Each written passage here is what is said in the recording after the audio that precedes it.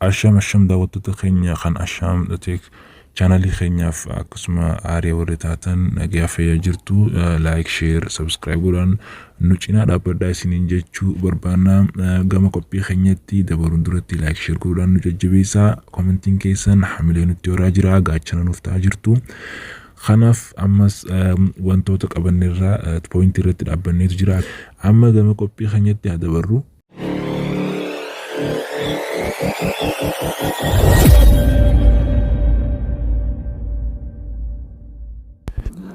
Egaa daawwattoota keenya akkuma baallama keenya qabannee dhufnee jirra qophii keenya akkuma torban dabree viidiyoo ilaalle irratti definitionii isaa material and non manufacturing and non manufacturing cost jennee adda baafnee turre type isaan jala jiran hunda wajjin walitti ilaallee turre arramoo example wajjin gaafii naaf ergitan irratti madaalamnee walirratti halaallu ta'a jechuudha.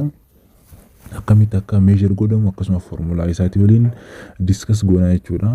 Sandura jalqaba direct material jechuun waan akkuma jenne meeshaa tokko direct maan kallattumaan binne sun baasii nuti baafnuuf direct material jechuu beekuu qabna.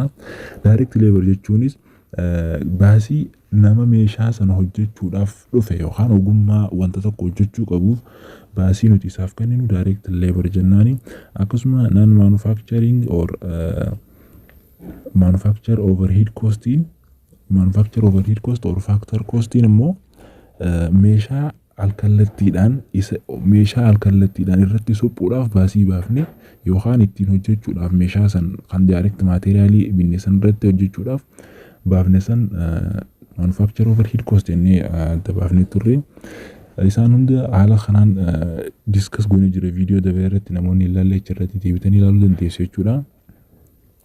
Okay, mee arra fakkeenya kana waliin wal qabatee haa ilaallu jennee fakkeenya akkuma asirratti arginutti Salam Sporting Goods Company manufacture 10,100 unit in 2018 and reported the following costs.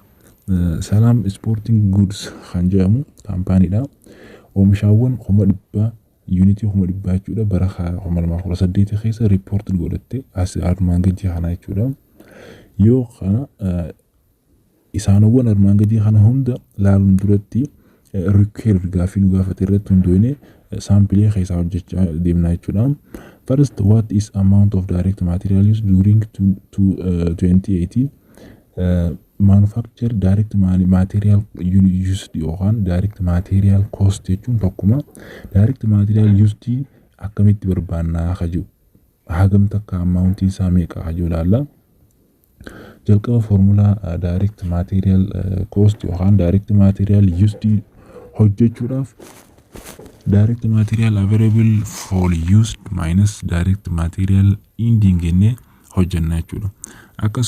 As keessatti direct material ending kunootiin arganne garuu direct material available for used hin jiru. Direct material available for used argachuudhaaf garuu direct material beginning plus direct material purchased jennee walitti ida'ana yeroo san direct material used arganna jechuudha. Kanaaf yoo kan walitti ida'anu ta'e direct material available for used argachuudhaaf miliyoona 3 fi 500 fi 120 ta'a jechuudha. Yoo walitti ida'anu direct material used beginning and material purchased yoo ida'an jechuudha. Direct material ending nuuf kennamee jira 200 fi 175 fi 200 jechuudha. Isaan lamaan kana yoo walitti ida'anu direct material used arganna jechuudha. Gaafii tokkoffaadhaaf deebisaan isaa meeqa ta'a? Miliyoona 3 fi 200 fi 44 fi 800 ta'a jechuudha.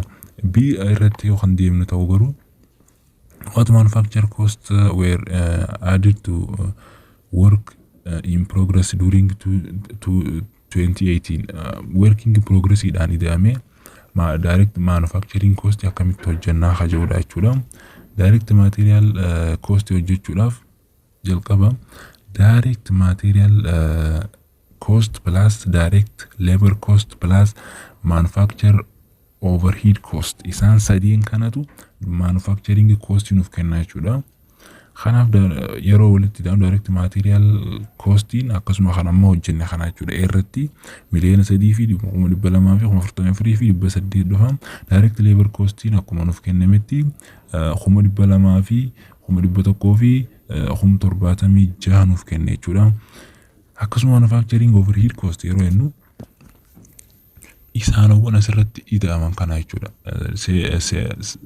sand paper cost plant material handling depreciation coolant and lubricant property tax indirect manufacturing cost fire insurance akkasuma working advertising cost akkasuma work commission salary or administration cost isaanowwan amma akkanatti waamne kana yeroo walitti ida'anu خما مليانة صديفي خما دبلا ما في خما ديدمشاني في بجاه وررت نفض فايجولا إسان صدين كان يولد إدانو يجولا manufacturing cost أرجعنا يجولا manufacturing cost يخينيا ميكاتا يجولا مليانة صديتي في خما دبجاه في خما فرتمي جاه في إبافر بيخان الرد دي بسان كينيا نفض فايجولا أوكي akkuma formula kana himaa deemnutti wal jala minded godhuu qabdan jechuudha. Inni sirratti argamu determine the goods manufactured for the years to 2018 manufactured goods bara 2018 kana akkamitti determine akka goonu nu gaafataa jira jechuudha. Cost of goods manufactured argachuudha formulaan isaa manufacturing cost plus working progress minus working progress beginning minus working progress ending inni arganna jechuudha. Kanaaf manufacturing cost keenya akkuma asii olitti arganneedha jechuudha. Manufacturing cost keenya meeqadha jechuudha. 800 fi 60 fi 4 fi 800 fi 600 fi 46 fi 4 manufacturing cost arganne jira jechuudha. Working progressing beginning nuuf kenname jira jechuudha. As keessatti beginning keenya 96 akkasuma minus working progress ending 100 fi working progress ending 60 fi 4 dhufa jechuudha. Isaan kana yoo walirratti calculate goonu miliyoona 8 fi 600 fi 78 fi 400 nuuf dhufa jechuudha. Gaafiin haga sitti hojjenne isa haganaa jechuudha. Haaluma kanaan discuss goonaa jechuudha. Simply jechuudha. Garuu amma diirratti yoo kan deebinu ta'u determine the cost of goods sold for 2018 determine godhi jaammas cost of goods sold. Cost of goods sold keenya argachuudhaaf jalqaba formula biyyoo qabna. Formulaan isaa finished good beginning plus cost of goods manufacture minus finished goods ending enne calculate goona jechuudha. Finished good beginning nuuf kenname jira as keessa jira jechuudha. Yoo as keessatti barbaanne finished good beginning 600 fi 172 dhufa. Akkasuma cost of goods manufacturing harma sirratti arganne kana jechuudha. Amma deebisaa isaa miliyoona 8,678 fi 400 arganne kana. Akkasumas finished goods ending yoo arganne immoo as keessatti nuuf kennee jira miliyoona 1 fi 200 fi 80 ta'a jechuudha. Isaan kana yeroo walirratti calculate goonu miliyoona 8 fi 70 fi 400 determine godhee nuuf kennaa jechuudha. Gaafiin tokkoffaan haaluma kanaan hojjetama jechuudha. Okay, mee gaafii lammaffaatti yaa dabarru. Gaafiin lammaffaan maal jedha? Harar Manufacturing Company has the following account balance for the quarter ending March 31 unless otherwise noted. Harar Manufacturing costing kun account balance armaan gadii kana yookaan quarterii isaa ending quarterii March 31 irratti isaan armaan gadii kana akka balance godhee kaampaaniin kun khaayee jechuudha. Manufacturing irratti baasii ni baasee jechuudha. Working progresses akkasuma haga marketing distribution cost itti nuuf kennee jira jechuudha. Kana hunda waamuun jalqabatti required hojjechuu qabna. The first, prepare the cost of goods manufactured schedule for the quarters. Quarterii kanaaf cost of goods manufacturing hojjechuu qabna jechuudha. Cost of goods of manufacturing argachuudhaaf formulaan isaa manufacturing cost plus working progress beginning minus working progress ending jennee akkuma asii olitti hojjennetti hojjennaa jechuudha. Formulaan isaa kana jechuudha. Garuu manufacturing cost akkamitti argannaa yoo jenne manufacturing cost argachuudhaaf direct material cost plus direct labor cost plus manufacturing overhead cost. Akkuma kana dura hojjennetti direct material cost as keessa baafannaa direct material used jechuu fi direct material cost jechuun tokkuma jechuudha. Inni kun meeqa jechuudha? Kuma 300 fi kuma 78 direct labor cost inis akkasuma as keessa kuma 400 fi kuma 80 jechuudha. Achitti wanni hafe jechuudha maal ta'u manufacturing overhead cost ta'a jechuudha. Working progress fi finished goods malee hammi kan maal ta'anii jechuudha. Manufacturing overhead cost jennee walitti daana jechuudha. Meeqa dhufu kuma 200 fi kuma 60 takkaa fi 200 nuuf dhufa jechuudha. Isa kana walirratti yoo idaanu manufacturing cost argachuudhaaf jalqabama miliyoona 2 fi kuma 100 fi kuma 19 fi 200 nuuf dhufa jechuudha.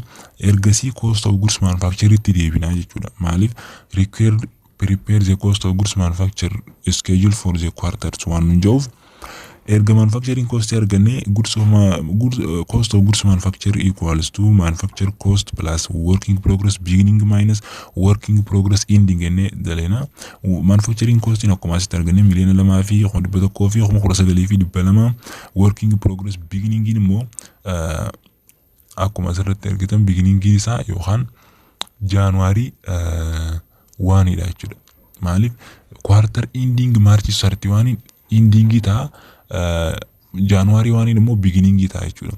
Isaan lamaan asii olii kana jechuudha. Jalqaba kan fayyadamuu qabna kuma 100 fi kuma 40 fi 400 akkasuma minus working progress ending kuma 70 takka jechuudha. Yoo kana walirraa calculate goonu miliyoona 2 fi kuma 100 fi kuma 88 fi 600 nuuf dhufa jechuudha. Cost of goods manufactured schedule quartering kun jechuudha. Okay, gaafin inni itti aanussa prepare the cost of goods sold schedules. Cost of goods manufactured erga hojjenne cost of goods sold hojjedhaan jaala jechuudha. Ammas cost of goods sold hojjechuudhaaf finished goods beginning plus cost of goods manufactured minus finished goods ending jechuudha. Ammas akkuma formulaan isa tokkoffaa kana keessatti hojjennetti jechuudha. Finished goods beginning dha kuma 40 jechuudha.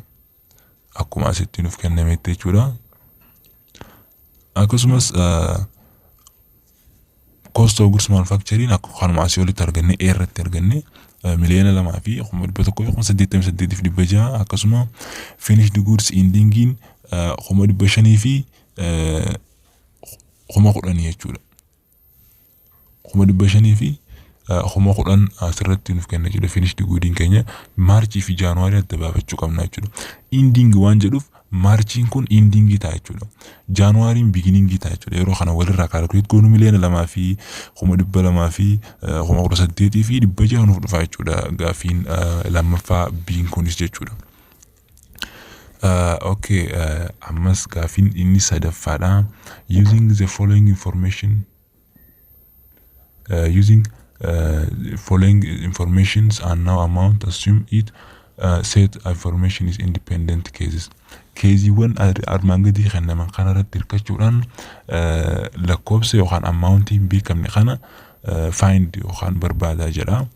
Fakkeenyaaf irratti manufacturing inventory irratti purchase nuuf kennee jira, cost of goods nuuf kennee jira, beginning balance nuuf kennee jira jechuudha. Inni hafee ending balance dha jechuudha. Kanaaf ending balance argachuudhaaf formulaan inni fayyadamuu qabnu cost of goods sold plus beginning balance minus purchase. Salphumatti cost of goods sold keenya nuuf kennamee jira, akkasuma beginning balance keenyas nuuf kennamee jira. Achi booda erga isaan walitti idaane booda purchase irraa hir'isna jechuudha. Ergasii beginning balance arganna jechuudha. Yeroo calculate goonu kuma 200 fi kuma 23 ida'uu kuma 40 takka hir'isuu kuma 20 takka yeroo goonu kuma 54 nuuf dhufa jechuudha. Ending balance kuma 54 nuuf dhufa jechuudha. Inni biin kun garuu direct materials nuuf kennee jira. Beginning balance, ending balance, purchase and direct material used jedhee nuuf kennee jira.